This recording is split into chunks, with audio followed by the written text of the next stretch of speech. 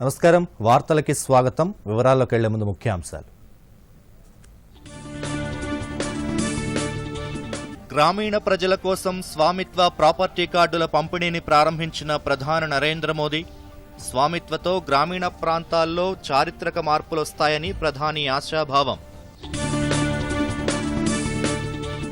పశ్చిమ మధ్య బంగాళాఖాతంలో కొనసాగుతున్న వాయుగుండం 24 గంటల్లో తీవ్ర వాయుగుండంగా మారే అవకాశం ఏపీతో పాటు తెలంగాణలోని పలు ప్రాంతాలకు భారీ నుంచి అతి భారీ వర్ష సూచన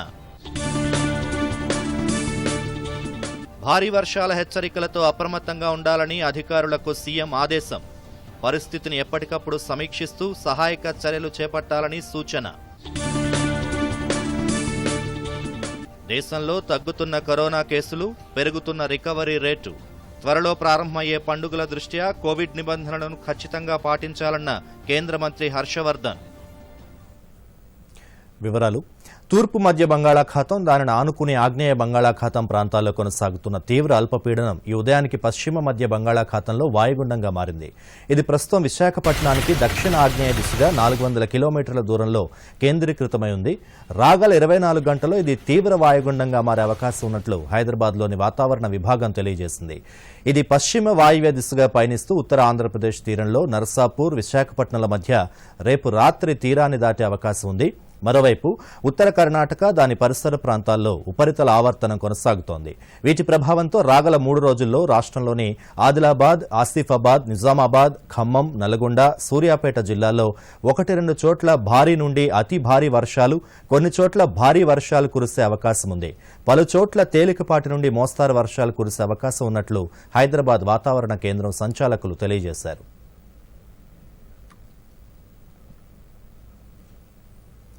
మరోవైపు రాబోయే 2 రోజుల పాటు రాష్ట్ర వ్యాప్తంగా భారీ నుండి అతి భారీ వర్షాలు కురిసే అవకాశం ఉన్నందున అప్రమత్తంగా ఉండాలని అధికారుల్ని ప్రజలని ముఖ్యమంత్రి చంద్రశేఖరరావు కోరారు అధికార యంత్రాంగం పూర్తి స్థాయిలో అప్రమత్తంగా ఉండాలని ముఖ్యమంత్రి ప్రభుత్వ ప్రధాన కార్యదర్శి సోమేష్ కుమార్ని ఆదేశించారు కలెక్టర్లు ఎస్పీలు పోలీస్ కమిషనర్లతో ఎప్పటికప్పుడు పరిస్థితిని సమీక్షిస్తూ అవసరమైన చర్యలు తీసుకోవాలన్నారు అధికారులు అవసరమైన సహాయ చర్యలు చేపట్టాలని ముఖ్యమంత్రి కోరారు భారీ వర్షాలు వాటితో పాటు వరదలు కూడా వచ్చే అవకాశం ఉన్నందున ప్రజలు కూడా అప్రమత్తంగా ఉండాలని సీఎం సూచించారు అటు భారీ వర్షాల హెచ్చరికల నేపథ్యంలో జిల్లా యంత్రాంగాలు అప్రమత్తంగా ఉండాలని ప్రభుత్వ ప్రధాన కార్యదర్శి సోమేష్ కుమార్ ఆదేశించారు లోతట్టు ప్రాంతాల్లోకి వరద నీరు ప్రవేశించడం ముంపుకు గురవడం చెట్లు కరెంటు స్తంభాలు రహదారులపై కూలిపోవడం వంటి సంఘటనల వల్ల జనజీవనానికి అంతరాయం కలుగుతుందని అన్నారు రిజర్వాయర్లు చెరువులు ఉప్పొంగి ప్రవహించడంతో రహదారులపై వరద నీరు ప్రవహించే అవకాశం ఉంటుందన్నారు ఈ నేపథ్యంలో లో లెవెల్ బ్రిడ్జిలు కాజ్వేల్ దగ్గర వాహనాలు పాదచారుల రాకపోకల్ని పూర్తిగా నిషేధించాలని సీఎస్ సూచించారు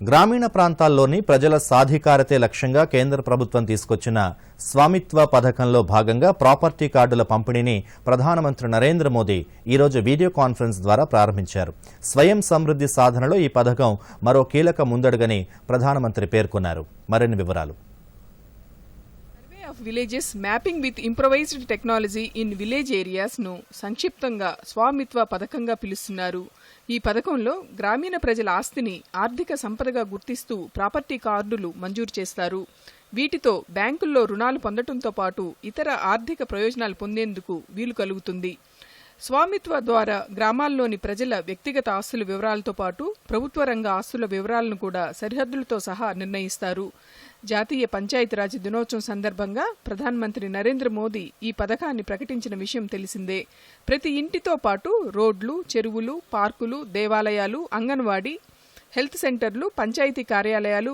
వంటి అన్ని ఆస్తులను ఈ సర్వే చేరుస్తారు సరైన దస్తావేజులు లేని కారణంగా తమ సొంత ఇళ్లపై బ్యాంకుల్లో ఆర్థిక లావాదేవీలు జరపలేని వారికి స్వామిత్వ ప్రాపర్టీ కార్డుల ద్వారా ఆర్థిక ప్రయోజనాలను కల్పించడం కోసమే ప్రభుత్వం ఈ పథకాన్ని అమలు చేస్తోంది ఈ సందర్భంగా ప్రధానమంత్రి నరేంద్ర మోదీ మాట్లాడుతూ స్వామిత్వ పథకం ద్వారా గ్రామీణ ప్రాంతాల్లో చారిత్రాత్మక మార్పులు వస్తాయని చెప్పారు ఈ ప్రాపర్టీ కార్డుల పంపిణీ ద్వారా లబ్ధిదారులలో ఆత్మవిశ్వాసం పెరుగుతుందని అన్నారు ఇకపై వారి ఆస్తులపై ఎవరూ కన్ను వేయలేరని మోదీ పేర్కొన్నారు बिना किसी भेदभाव सबका विकास हो रहा है पूरी पारदर्शिता के साथ सबको योजनाओं का लाभ मिल रहा है अगर स्वामित्व जैसी योजना भी अगर पहले बन पाती, ठीक है, उस समय ड्रोन नहीं होगा, लेकिन गांव के साथ मिल बैठ करके रास्ते तो निकाले जा सकते थे, लेकिन नहीं हुआ। अगर ये हो जाता तो न बिचौलिए होते, न रिश्वतखोरी होती, न ये दलाल होते, न ये मजबूरी होती। अब जो योजना बनी है उसकी ताकत टेक्नोलॉजी है, ड्रोन है। पहले जमीन की मैपिंग में दलालों की नजर हावी होती थी, अब ड्रोन की नजर से मैपिंग हो रही है। जो ड्रोन ने देखा वही कागज पर दर्ज हो रहा है। साथियों, भारत के गांवों के लिए, गांव में रहने वालों के लिए जितना काम पिछले 6 वर्षों में किया गया है, उतना आजादी के 6 दशकों में भी नहीं हुआ। 6 दशक तक गांव के करोड़ों लोग बैंक खातों से वंचित थे। ये खाते अब जाकर के खुले हैं। 6 दशक तक गांव के करोड़ों लोगों के घर में बिजली का कनेक्शन नहीं था। आज हर घर तक बिजली पहुंच चुकी है। 6 दशक तक गांव के करोड़ों परिवार शौचालय से वंचित थे। आज घर घर में शौचालय भी बन गए हैं। साथियों, दशकों तक गांव का गरीब गैस कनेक्शन के लिए सोच भी नहीं सकता था। आज गरीब के घर भी गैस कनेक्शन पहुंच गया है। दशकों तक गांव के करोड़ों परिवारों के पास अपना घर नहीं था। आज गांव के करीब करीब 2 करोड़ गरीब परिवारों को पक्के घर मिल चुके हैं और आने वाले बहुत ही कम समय में जो बचे हुए हैं उनको भी पक्के घर मिले, इसके लिए मैं जी जान से लगा हुआ हूं।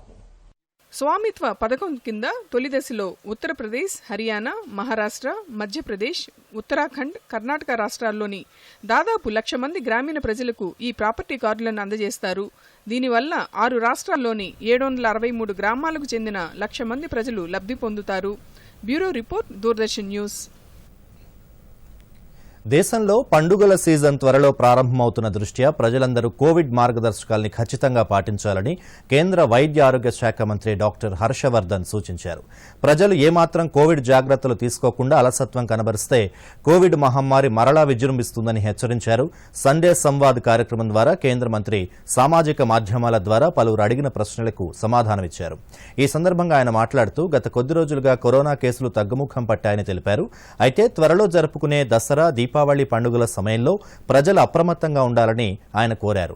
మాస్కులు ధరించడం కొనసాగించాలని, జన సమూహంలోకి వెళ్లరాదని కోరారు.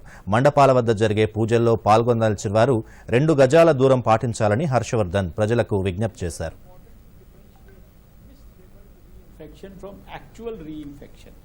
Actual reinfection would mean a fully recovered person getting infected by a freshly introduced virus in his or her body belonging to the same or different strain. As I had informed earlier also, ICMR is commissioning a study to understand the true burden of reinfected cases, and the results will be shared in a couple of weeks. देखिए, अभी तक यह साफ नहीं हो सका है कि पर्यावरण में होने वाले किसी बदलाव का असर कोरोना के संक्रमण पर पड़ता है या नहीं। अभी दुनिया भर के वैज्ञानिक इस पर शोध कर रहे हैं। देखिए, जहां तक सर्दी के मौसम में कोरोना का खतरा बढ़ने का सवाल है, तो मैं एक बात साफ कर दूं कि सर्दी के मौसम में यह देखा गया है कि प्रदूषण बढ़ने पर सांस की बीमारियां बढ़ जाती हैं। सामान्य रूप से वायरस ठंड और शुष्क जलवायु में लंबे समय तक जीवित रहते हैं। इनमें इन्फ्लुएंजा वायरस प्रमुख है। इसके अलावा कोरोना के 4 अन्य प्रकार के वायरस भी हैं जो सर्दियों में तेजी से फैलते हैं। इसलिए कोरोना वायरस के संक्रमण से बचने के साथ साथ आप कोरोना से बचाव के लिए सभी जरूरी व्यवहारों का पालन अवश्य करें। Next question is by Nistula Hebbar ji, who is a political editor at the Hindu. Nistula ji, the Feluda paper strip test for SRS-CoV-2 diagnosis has been developed by one of our premier institutions of CSIR, that is IGIB, and has been approved by the Drug Controller General of India for a commercial launch. ఆరోగ్య శాఖలో పనిచేసే ప్రతి ఉద్యోగి మానవత్వంతో పనిచేయాలని రాష్ట్ర వైద్య ఆరోగ్య శాఖ మంత్రి ఈటల రాజేందర్ పిలుపునిచ్చారు. హైదరాబాద్లోని తెలంగాణ భవన్లో జరిగిన 108 ఉద్యోగుల సమావేశానికి మంత్రి హాజరై మాట్లాడారు. కాంట్రాక్ట్ ఉద్యోగులని పర్మనెంట్ చేయాలని, వారికి ఉద్యోగ భద్రత కల్పించాలని సీఎం కేసీఆర్ భావిస్తే ప్రతిపక్ష నేతలు కోర్టులో కేసులు వేసి అడ్డుకున్నారని మంత్రి ఈటల విమర్శించారు. రాష్ట్రంలో కరోనా పరిస్థితిపై మంత్రి మాట్లాడుతూ కరోనాను నియంత్రించడంలో ఆరోగ్య శాఖ ఉద్యోగుల పనితీరు ప్రశంసనీయమన్నారు. వారు చూపిన ధైర్య సాహసాలు, వృత్తి పట్ల నిబద్ధతే ఎంతో మంది ప్రాణాలు కాపాడాయన్నారు. రాష్ట్రంలో కరోనా క్రమంగా తగ్గుముఖం పడుతోందని, కరోనా బాధితుల చికిత్సకు ఎంత ఖర్చైనా ప్రభుత్వమే భరిస్తుందని మంత్రి ఈటల స్పష్టం చేశారు. ఆరోగ్యశ్రీ కింద వైద్యం నిరాకరించే ఆసుపత్రులపై కఠిన చర్యలు తీసుకుంటామని, ప్రజల జేబుల నుంచి ఒక్క పైసా ఖర్చు చేయకుండా వైద్యం అందించేందుకు రాష్ట్ర ప్రభుత్వం చర్యలు తీసుకుంటుందని మంత్రి హామీ ఇచ్చారు. పేదరికంలో, బస్తీలలో కనీస సౌకర్యం ఉన్నటువంటి ఈ దేశంలో ఈ కరోనా లాంటి వైరస్ సోకితే అసలు మన పరిస్థితి ఎట్లుంటుందని చెప్పి చాలామంది ఆలోచించారు. కానీ మన దేశానికి కూడా వచ్చింది. మన రాష్ట్రానికి మార్చి 2వ తారీఖులో వచ్చింది. వచ్చినప్పటి నుంచి ఇప్పటిదాకా మనం అలాంటి దేశంలాగా విలవిల్లాడలేదు. ధైర్యంగా మనం ఎదుర్కొన్నాం. ఇవాళ మనం కొద్ది కాలంలోనే అజేయమైన శక్తికి ఎదిగేటువంటి ఆస్కారం ఉన్నది. ఈ క్రమంలో గౌరవ ముఖ్యమంత్రి కేసీఆర్ గారు అనేక సందర్భాల్లో ప్రధానమంత్రులతో వీడియో కాన్ఫరెన్స్ జరిగినప్పుడు అనేక విషయాలు చర్చించినప్పటికీ లాస్ట్ 2 మీటింగ్స్లో వారు ఒక మాట చెప్పారు. జరగకూడనిది జరిగితే మనం బేర్ చేసేవాళ్ళం కాకుండా ఇప్పటికైనా ఈ కరోనా వైరస్ సోకిన సందర్భంలో అయినా మనం ఎక్కడ ఉన్నామో వైద్య రంగంలో మన శక్తి ఏంటో, మన ప్రిపరేషన్స్ ఏంటో, మన టెక్నాలజీ ఏంటో, మన డాక్టర్లు ఏంటో, మన సిబ్బంది ఏంటో అర్థమైంది. కాబట్టి రాజకీయాలకు అతీతంగా రాబోయే కాలంలో ఇట్లాంటివి వచ్చినప్పుడు తట్టుకొని, ఎదుర్కొని, ప్రజలకు ధైర్యాన్ని ఇచ్చి కాపాడగలిగే శక్తి సంతరించుకోవాలని చెప్పినటువంటి మొట్టమొదటి రాష్ట్రం, మొట్టమొదటి ముఖ్యమంత్రి కేసీఆర్ గారు. దేశవ్యాప్తంగా కరోనా ప్రభావం క్రమంగా తగ్గుముఖం పడుతోంది. యాక్టివ్ కేసుల సంఖ్య కూడా గత కొన్ని రోజులుగా తగ్గుతోందని కేంద్ర ప్రభుత్వం తాజాగా విడుదల చేసిన హెల్త్ బులెటిన్లో పేర్కొంది. కేంద్ర ప్రభుత్వం వెల్లడించిన వివరాల ప్రకారం ప్రస్తుతం దేశంలో 8,67,496 యాక్టివ్ కేసులుండగా ఇప్పటి వరకు 60,77,997 మంది కరోనా నుంచి కోలుకుని డిశ్చార్జ్ అయ్యారు. ఇదిలా ఉండగా రాష్ట్రంలోనూ కరోనా కేసులు రోజురోజుకి తగ్గుతున్నాయి. గడిచిన 24 గంటల్లో 46,657 కరోనా నిర్ధారణ పరీక్షలు నిర్వహించగా 1,717 పాజిటివ్ కేసులు నమోదయ్యాయి. రాష్ట్రంలో ప్రస్తుతం 25,713 యాక్టివ్ కేసులున్నాయని, వారిలో 21,209 మంది హోమ్ ఐసోలేషన్లో చికిత్స పొందుతున్నారని వైద్య ఆరోగ్య శాఖ తాజా బులెటిన్లో వెల్లడించింది.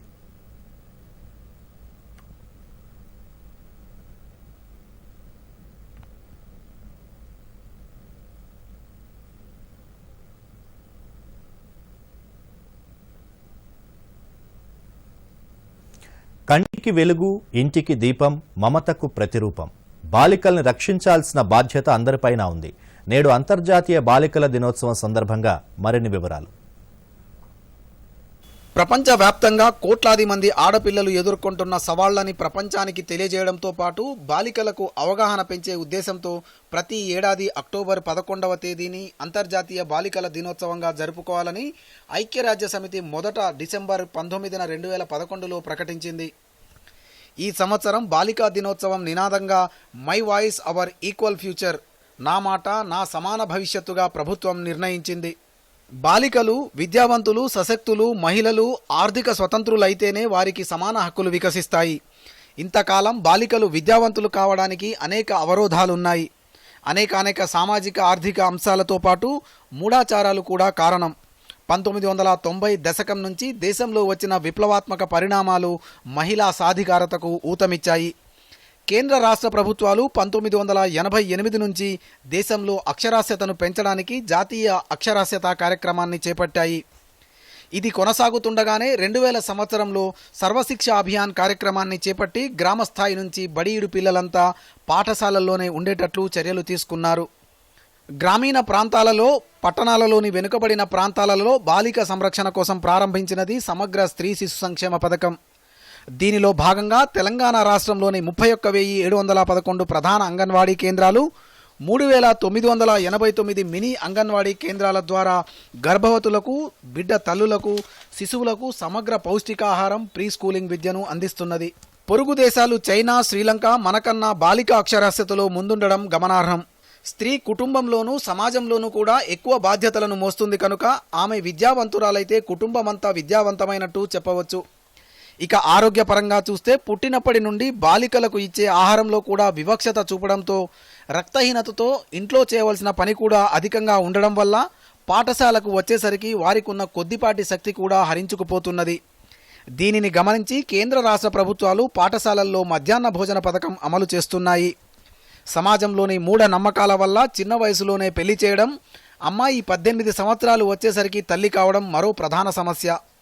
ఇలా చిన్న వయసు తల్లులకు పుట్టే బిడ్డలు మొదటి సంవత్సరం పుట్టినరోజు జరుపుకోకుండానే ప్రతిరోజు 50,000 మంది మరణిస్తున్నారు. ఇందుకోసం కేంద్ర ప్రభుత్వం జనవరి 2015లో బేటీ బచావో బేటీ పడావో అనే నూతన పథకాన్ని ప్రారంభించింది. ఇప్పటికీ కేరళ, మిజోరాం వంటి కొన్ని రాష్ట్రాలు మినహా మిగిలిన దేశమంతా స్త్రీ పురుష జనాభా నిష్పత్తి ఆందోళనకరంగానే ఉంది. ప్రభుత్వం ఇంకా బాలికా సమృద్ధి పథకం, సుకన్య సమృద్ధి యోజన, పేద కుటుంబాలలో ఆడపిల్లల పెళ్లిళ్లకు కళ్యాణలక్ష్మి, షాదీ ముబారక్ వంటి ఎన్నో పథకాలను అమలు చేస్తున్నప్పటికీ పరిస్థితులను గమనించి ఎవరికి వారు చైతన్యం పొందితే తప్ప మోక్షం లేదు. ప్రతి ఆడపిల్ల ధైర్యంగా తనకు కావలసిన దానిని అడగడం, కిరణ్ బేడి, సైనా నెహ్వాల్, కల్పనా చావ్లా వంటి నారీమణులను ఆదర్శంగా తీసుకుని తమ భవిష్యత్తుకు పునాది వేసుకోవాలి. ప్రతి ఆడపిల్ల ధైర్యంగా తనకు కావలసిన దానిని అడగడం, కిరణ్ బేడి, సైనా నెహ్వాల్, కల్పనా చావ్లా వంటి నారీమణులను ఆదర్శంగా తీసుకుని తమ భవిష్యత్తుకు కృషి చేయాలి.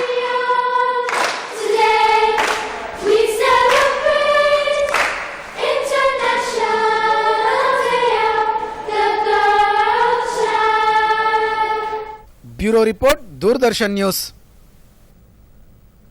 మరోవైపు అంతర్జాతీయ బాలికా దినోత్సవాన్ని రాష్ట్ర వ్యాప్తంగా ఘనంగా నిర్వహించారు. మై వాయిస్ ఈక్వల్ ఫ్యూచర్ అనే ఇతివృత్తంతో ఈ ఏడాది జరుపుకుంటున్న బాలికా దినోత్సవం వేడుకల్లో ఆడపిల్లల హక్కుల పరిరక్షణ, సాధికారత కల్పించడంపై అవగాహన కార్యక్రమాలు నిర్వహించారు. హైదరాబాద్లో జరిగిన బాలికా దినోత్సవ వేడుకల్లో స్త్రీ శిశు సంక్షేమ శాఖ మంత్రి సత్యవతి రాథోడ్ పాల్గొన్నారు. ఈ సందర్భంగా ఆమె మాట్లాడుతూ రాష్ట్ర ప్రభుత్వం మహిళలు, బాలికలకు అత్యంత ప్రాధాన్యమిస్తూ వారి సంక్షేమం కోసం దేశంలో ఎక్కడా లేని విధంగా పలు కార్యక్రమాలు అమలు చేస్తోందని తెలిపారు. ప్రభుత్వ చర్యల వల్ల రాష్ట్రంలో బాలుర, బాలికల నిష్పత్తి 925 నుండి 950కి పెరిగిందని చెప్పారు ఆమె. ఆడపిల్లలకు సమాజంలో సమాన అవకాశాలు, సమాన వాటా కల్పించే లక్ష్య సాధనలో ప్రతి ఒక్కరూ భాగస్వాములు కావాలని మంత్రి పిలుపునిచ్చారు. బాలికల రక్షణకు, భ్రూణ హత్యల నివారణకు రాష్ట్ర ప్రభుత్వం కఠినమైన చర్యలు తీసుకుంటోందని సత్యవతి రాథోడ్ అన్నారు. బాలికల రక్షణకు రాష్ట్ర ప్రభుత్వం అన్ని చర్యలు తీసుకుంటోందని రాష్ట్ర ఎక్సైజ్, క్రీడా శాఖ మంత్రి శ్రీనివాస్ గౌడ్ చెప్పారు. మహబూబ్ నగర్లో జరిగిన అంతర్జాతీయ బాలికా దినోత్సవ వేడుకల్లో మంత్రి మాట్లాడుతూ బేటీ బచావో బేటీ పఢావో కార్యక్రమం కింద బాలికలకు రక్షణ కల్పించేందుకు, విద్యను అందించేందుకు నిత్యం అవగాహన, చైతన్య కార్యక్రమాలు నిర్వహిస్తున్నామని చెప్పారు. కళ్యాణలక్ష్మి, షాదీ ముబారక్, కేసీఆర్ కిట్ల వంటి పథకాల వల్ల రాష్ట్రంలో ఆడపిల్లలకు భరోసా దొరికిందని అన్నారు. మహిళలను వేధించే వారి పట్ల ప్రభుత్వం కఠినంగా వ్యవహరిస్తోందని శ్రీనివాస్ గౌడ్ హెచ్చరించారు.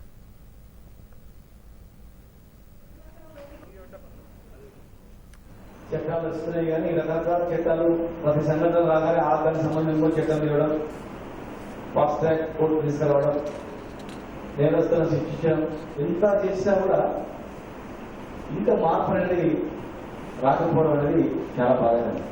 అసలు మహిళగానే ఒక పెద్ద భాగంలాగా ఆ అడుపులో పుట్టిందనే ఇంట్లో ఏడవడం, అది అడుపులో పుట్టింది, ఏళ్ళ బతికేటట్లు, ఏళ్ళు మహిళ అడుపులో మోపిలాడిన తాగేటట్లు, అడుపులో ఉంటే ఏమి ఇబ్బంది అయినట్లు. ఆ పుట్టగానే ఎంత దౌర్భాగ్యం అంటే పుట్టగానే పెళ్లి చేయాలో ఏమో, ఓ ఇద్దరు ముగ్గురు, ఇద్దరు తర్వాత మన మోపిలాడు కావాలని మన ముగ్గురు అంటారు, మన నలుగురు, ఐదుగురు, 6 మంది అట్లా అయిన సందర్భాలు ఉన్నాయి. అసలు ఏమైందో విచిత్రం కానీ ఆడపిల్లలే బాగా మగపిల్లలే చాలా గొప్ప అనే భావన చాలా మంది చదువుకున్న వాళ్ళు కూడా ఉంది. చదువుకున్నటువంటి మూర్ఖులలో కూడా ఒక మూర్ఖంగా మగపిల్లలు కావాలని ముఖ్యం సార్ దేవుని ఆడపిల్ల ఉంటే అని ఆడపిల్లల చదువులకు ఆర్థిక భరోసా కల్పించేందుకు వివాహ సమయంలో తల్లిదండ్రులకు ఆర్థికంగా అండగా నిలిచేందుకు కేంద్ర ప్రభుత్వం ప్రవేశపెట్టిన సుకన్య సమృద్ధి యోజన పథకాన్ని రాజన్న సిరిసిల్ల జిల్లాలో మంచి ఆదరణ లభిస్తోంది. ఆడపిల్లల తల్లిదండ్రుల్లో ఈ పథకంపై అధికారులు అవగాహన కల్పిస్తుండటంతో ఒక రాజన్న సిరిసిల్ల జిల్లా కేంద్రంలోనే ప్రధాన తపాలా కార్యాలయంలో 2500 మంది పొదుపు ఖాతాలు తెరిచారు. అప్పుడే పుట్టిన బిడ్డ నుంచి 10 ఏళ్ల వయసులోపు ఉన్న ఆడపిల్లల కోసం కేంద్ర ప్రభుత్వం రూపొందించిన ఈ పథకంలో భాగంగా ఏడాదికి కనిష్టంగా ₹250, గరిష్టంగా ₹1,50,000 వరకు పొదుపు చేసుకోవచ్చు. ఇలా పొదుపు చేసుకున్న ఆడపిల్లల తల్లిదండ్రులకు 14 సంవత్సరాల తర్వాత వడ్డీతో సహా 4 రెట్ల ఆర్థిక సహాయాన్ని కేంద్ర ప్రభుత్వం అందజేస్తుంది. 18 ఏళ్లు నిండిన సమయంలో ఉన్నత చదువుల కోసం 50%, 21 సంవత్సరాలు నిండిన తర్వాత వివాహ ఖర్చుల కోసం మిగతా మొత్తాన్ని తీసుకునే వెసులుబాటు ఉంటుందని అధికారులు చెబుతున్నారు. కోవిడ్ వైరస్ నియంత్రణ కోసం విధించిన లాక్డౌన్తో నష్టపోయిన వ్యాపారస్తుల్ని ఆదుకునేందుకు కేంద్ర ప్రభుత్వం అందిస్తోన్న ఆత్మనిర్భర్ సాయంతో నిలదొక్కుకోగలుగుతున్నామని, తిరిగి వ్యాపారాలు చేసుకుంటున్నామని చెబుతున్నారు చిరు వ్యాపారులు. ఎలాంటి పూచీకత్తు లేకుండా బ్యాంకుల ద్వారా రుణ సహాయం అందించడంపై హర్షం వ్యక్తం చేస్తున్నారు. ఆర్థిక సంక్షోభం నుంచి బయటపడేందుకు, ఆర్థిక కష్టాల నుంచి ప్రజల్ని గట్టెక్కించేందుకు కేంద్ర ప్రభుత్వం అమలు చేస్తున్న ఆత్మనిర్భర్ పథకం ఎంతో మంది వ్యాపారులకు ఆసరాగా ఉంటోందని భువనగిరి కెనరా బ్యాంక్ మేనేజర్ పవిత్ర పేర్కొన్నారు. ఆత్మనిర్భర్ పథకంలో భాగంగా ₹1,08,00,000 రుణాన్ని అందించామన్నారు. Guidelines have come forward to help the situation, the pandemic situation of the public, and with that various facilities given by them, our branch, we are proud to say that we have helped all the MSME customers of our branch who are around 200 people, and among 200 people 151 members have been helped under this with a count number of nearly 108 lakhs, which we can say nearly 1,08 lakhs rupees we have been helped to all our MSME customers. We have extended all the support as per the guidelines, as per the RBI guidelines, with what all the schemes that was introduced, that has been introduced in Atmanirbhar Bharat scheme, that it may. Nirmal జిల్లా సోన్ మండలంలోని new Velmal Bopparam గ్రామంలో 1,200 కోట్ల రూపాయలతో నిర్మించిన 400 kV విద్యుత్ సబ్స్టేషన్ను విద్యుత్ శాఖ మంత్రి జగదీష్ రెడ్డి, అటవీ పర్యావరణ శాఖ మంత్రి ఇంద్రకరణ్ రెడ్డి ప్రారంభించారు. అనంతరం సబ్స్టేషన్ ఆవరణలో మొక్కలు నాటి నీరు పోశారు. ఈ సందర్భంగా మంత్రి జగదీష్ రెడ్డి మాట్లాడుతూ ఈ సబ్స్టేషన్ ఏర్పాటుతో నిర్మల్, ఆదిలాబాద్, నిజామాబాద్ జిల్లాలకు నిరంతరాయంగా నాణ్యమైన విద్యుత్ సరఫరా అందుతుందన్నారు. సబ్స్టేషన్ నిర్మాణం కోసం భూములిచ్చిన వారికి ఉద్యోగాలు కల్పిస్తామని ఈ సందర్భంగా మంత్రి హామీ ఇచ్చారు. సబ్స్టేషన్ ప్రారంభించుకున్న సందర్భంగా ఏర్పాటు చేసిన నాకు ఈ నిర్మాణంతో చాలా అనుబంధమే ఉంది. 2002లో ఇన్ఛార్జ్ వచ్చి 20 రోజులు ఇక్కడే ఉన్న నేను నిర్మల్ తాలూకాలోని దాదాపుగా అన్ని గ్రామాలు కూడా తిరిగిన. ఇంకా చాలా మంది గుర్తుపడ్డారు, ఎందుకంటే మీరు ఎవరు కూడా ఆ రోజు ఉద్యమంలో లేరు, పరిస్థితి కూడా లేదు. ఇద్దరు ముగ్గురు ఎవరు నేను గుర్తుపడేవాళ్ళు, ఇస్మాయిల్, సత్యనారాయణ గారు కూడా కలిసినప్పుడు ఇంకా కొంతమంది ఉన్నారు. అంటే అప్పటికి రావాలని ముందు తెలంగాణకి కావాలని అందరూ మనసులో కోరుకుంది, కానీ కావాలని కష్టంగా ఉండే బయట ఉన్న జాబులు పెట్టిపోతే ఏమవుతుందో అక్కడ పోతే ఏమైనా దిక్కులకు అవుతామేమో. వస్తే బాగానే ఉంది, కానీ వస్తుందా అయితే దేశంలో పండుగల సీజన్ త్వరలో ప్రారంభమవుతున్న దృష్ట్యా ప్రజలందరూ కోవిడ్ మార్గదర్శకాలని ఖచ్చితంగా పాటించాలని కేంద్ర వైద్య ఆరోగ్య శాఖ మంత్రి డాక్టర్ హర్షవర్ధన్ సూచించారు. ప్రజలు ఏమాత్రం కోవిడ్ జాగ్రత్తలు తీసుకోకుండా అలసత్వం కనబరిస్తే కోవిడ్ మహమ్మారి మరలా విజృంభిస్తుందని హెచ్చరించారు.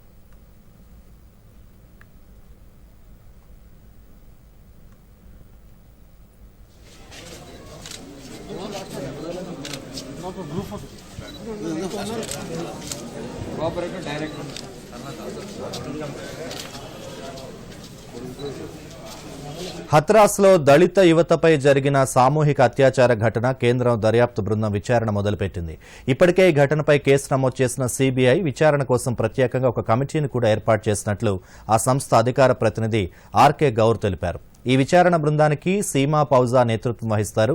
ఈ కేసులో ఆరోపణలు ఎదుర్కొంటున్న సందీప్ సింగ్ పై ఐపీసీ సెక్షన్ 307, 302, 376D సెక్షన్లతో పాటు SC/ST అట్రాసిటీ చట్టాల కింద కేసులు నమోదు చేసినట్లుగా సీబీఐ అధికారులు తెలిపారు. ఘటన జరిగిన ప్రాంతానికి సీబీఐ అధికారుల బృందం ఫోరెన్సిక్ టీంతో కలిసి వెళ్లనుందని అధికారులు వెల్లడించారు. ఈ కేసుకు సంబంధించిన ఆధారాల్ని వీలైనంత త్వరగా సేకరించాలని సీబీఐ అధికారులు స్థానిక పోలీసులను కోరారు. యూపీ ప్రభుత్వం ఏర్పాటు చేసిన సిట్తో కూడా తమ బృందం సంప్రదింపులు జరుపుతోందని సీబీఐ ధృవీకరించింది. యూపీ హోం సెక్రటరీ భగవాన్ స్వరూప్ శ్రీవాస్తవ అధ్యక్షతన 3 సభ్యులతో యూపీ సెక్రటరీ సంప్రదింపులు జరుపుతోంది. రాజేంద్రనగర్, శంషాబాద్లో పరిసర ప్రాంతాల్లో ప్రజల్ని తీవ్ర భయాందోళనకి గురిచేసిన చిరుత ఎట్టకేలకు బోన్లో చిక్కింది. గత కొన్ని నెలలుగా జనావాసాల్లో సంచరిస్తూ దాడులకు పాల్పడుతోంది. రాజేంద్రనగర్లోని వాలంతరి ఆవరణలో నిన్న రాత్రి ఓ పశువుల పాకలో ఆవు దూడలపై దాడి చేసి 2 దూడల్ని చంపేసింది. తెల్లవారుజామున పాక వద్దకొచ్చిన యజమాని చనిపోయిన దూడల్ని గుర్తించి అటవీశాఖ అధికారులకు సమాచారం ఇచ్చారు. దీంతో స్పందించిన పోలీసులు, అటవీశాఖ అధికారులు చిరుతని పట్టుకునేందుకు బోన్లు, సీసీ కెమెరాలు ఏర్పాటు చేశారు. చనిపోయిన దూడల్ని అక్కడే ఉంచారు. ఈ క్రమంలో నిన్న రాత్రి మళ్లీ పశువుల పాక వద్దకొచ్చిన చిరుత అటవీ అధికారులు ఏర్పాటు చేసిన బోనులో చిక్కింది. చిరుతను అటవీశాఖ అధికారులు జూ పార్క్ తరలించారు. చిరుత ముఖం మీద చిన్నపాటి గాయాల్ని గమనించిన జూ అధికారులు చికిత్స చేసినట్లు తెలిపారు. 2-3 రోజుల తర్వాత చిరుతని అటవీ ప్రాంతంలో వదిలేస్తామని నెహ్రూ జులాజికల్ పార్క్ క్యూరేటర్ తెలిపారు. థాయిలాండ్లో ఘోర రోడ్డు ప్రమాదం జరిగింది. ప్రయాణికులతో వెళ్తున్న బస్సుని రైలు ఢీకొట్టడంతో 20 మంది మృతి చెందారు. మరో 30 మంది ప్రయాణికులకి తీవ్ర గాయాలయ్యాయి. ఈ రోజు ఉదయం 8 గంటల ప్రాంతంలో ఈ ప్రమాదం జరిగింది. బ్యాంకాక్ నుంచి చాచోంగ్ సావో ప్రావిన్స్లోని ఒక ఆలయంలో బౌద్ధ ఉత్సవాల ముగింపు వేడుకలకు హాజరయ్యేందుకు వెళ్తుండగా ఈ దుర్ఘటన చోటు చేసుకుందని ప్రావిన్స్ గవర్నర్ మైత్రి త్రితిలానంద్ తెలిపారు. మృతులంతా ఓ ఫ్యాక్టరీకి చెందిన కార్మికులుగా గుర్తించారు. టూరిస్టు బస్సు రైల్వే ట్రాక్ దాటుతుండగా సరుకు రవాణా రైలు వేగంగా వచ్చి ఢీకొట్టినట్లు అధికారులు తెలిపారు. రైలు ఢీకొన్న వేగానికి బస్సు నుజ్జునుజ్జయింది. శిథిలాలు, మృతదేహాలు రైలు పట్టాలపై చెల్లాచెదురుగా పడ్డాయి.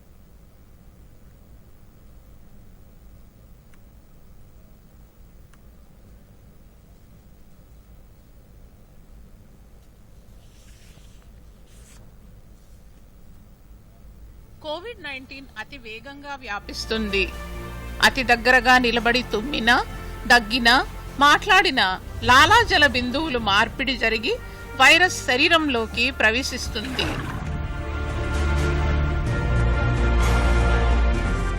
కోవిడ్-19 ఒక మహమ్మారి. కానీ భయపడకండి. కోవిడ్ రాకుండా వచ్చినా దానిని చిత్తుగా ఓడించగలిగే ఈ 3 సూత్రాలు పాటిద్దాం రండి. మాస్కే మనకు రక్ష. బయటకు వెళ్ళినప్పుడు ముక్కు, నోటిని పూర్తిగా మాస్క్తో కవర్ చేసుకుందాం. సామాజిక దూరమే ఇప్పుడు సురక్షితం. మనిషి మనిషికి మధ్య 6 అడుగుల దూరం ఉంచుదాం. మనల్ని పరిరక్షించేది పరిశుభ్రతే. ఎప్పటికప్పుడు చేతులు శుభ్రంగా కడుక్కుందాం. కోవిడ్ వ్యాప్తిని ఆపుదాం. కరోనాపై విజయం సాధిద్దాం. వార్తలు ముగించే ముందు ముఖ్యాంశాలు మరోసారి. గ్రామీణ ప్రజల కోసం స్వామిత్వ ప్రాపర్టీ కార్డుల పంపిణీని ప్రారంభించిన ప్రధాని నరేంద్ర మోదీ. స్వామిత్వతో గ్రామీణ ప్రాంతాల్లో చారిత్రక మార్పులొస్తాయని ప్రధాని ఆశాభావం. పశ్చిమ మధ్య బంగాళాఖాతంలో కొనసాగుతున్న వాయుగుండం 24 గంటల్లో తీవ్ర వాయుగుండంగా మారే అవకాశం. ఏపీతో పాటు తెలంగాణలోని పలు ప్రాంతాలకు భారీ నుంచి అతి భారీ వర్ష సూచన. భారీ వర్షాల హెచ్చరికలతో అప్రమత్తంగా ఉండాలని అధికారులకు సీఎం ఆదేశం. పరిస్థితిని ఎప్పటికప్పుడు సమీక్షిస్తూ సహాయక చర్యలు చేపట్టాలని సూచన. దేశంలో తగ్గుతున్న కరోనా కేసులు, పెరుగుతున్న రికవరీ రేటు. త్వరలో ప్రారంభమయ్యే పండుగల దృష్ట్యా కోవిడ్ నిబంధనలను ఖచ్చితంగా పాటించాలన్న కేంద్ర మంత్రి హర్షవర్ధన్.